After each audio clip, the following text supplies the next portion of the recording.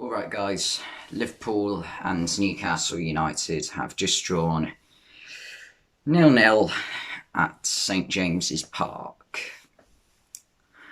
And that means that in Liverpool's past 5 games, they've drawn to Newcastle, West Brom and also Fulham.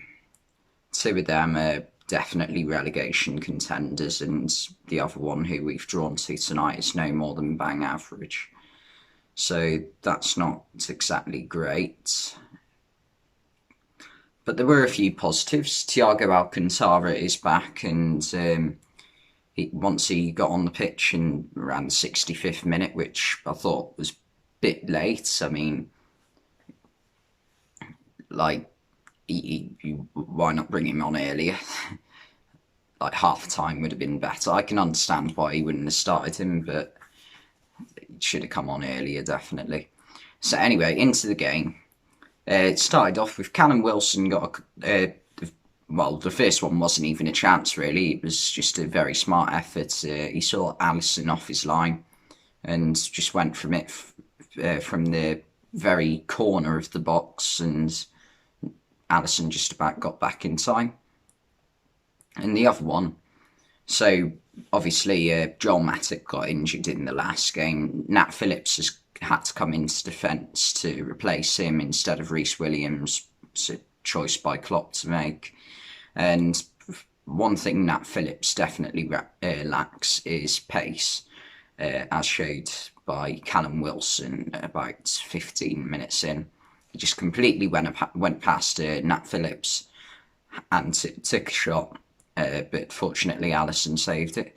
Liverpool didn't really create anything in the first half, other than there was one chance for Mo Salah. It got played free to him, and he put it at least a yard wide of the post. He also had an identical chance like that in the second half, which he should have scored, but didn't. Then in the second half, that's when Liverpool started to dominate, but again, without really creating too much. Firmino played it through to Salah, and the same thing happened again. He put it to a couple of yards past the post, and he should have scored.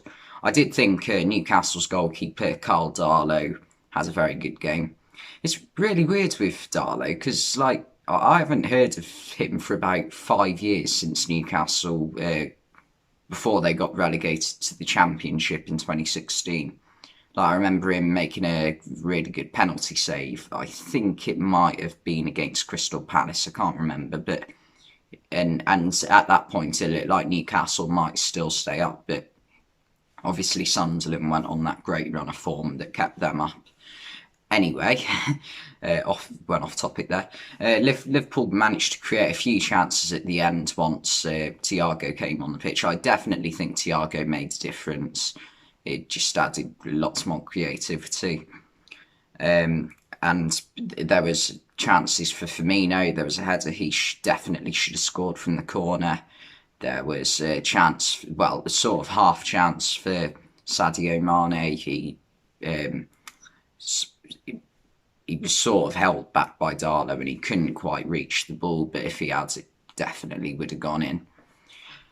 And that was pretty much it for the game. It wasn't the most exciting game ever, but it is what it is. A good point for Newcastle at home to Liverpool. And yeah, it's still disappointing. Anyway, Liverpool's next game is Southampton, and I'm a bit more confident for that one, because hopefully Southampton, they tend to play 4 at the back, so hopefully they're a bit more expansive, which will give Roberto Firmino, Sadio Mane and Mo Salah the space to attack them and hopefully score a few goals. The other game tonight, Tottenham and Fulham, got cancelled because of an outbreak of COVID for Fulham,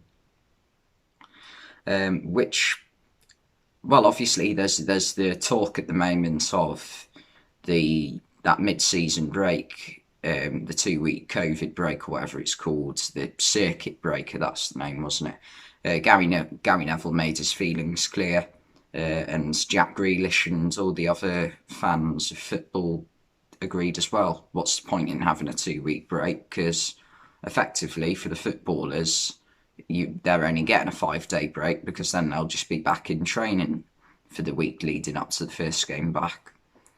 And for the fans, it's just another week in. Well, the majority of football fans are now in lockdown in England, so it's just a week in lockdown with no football.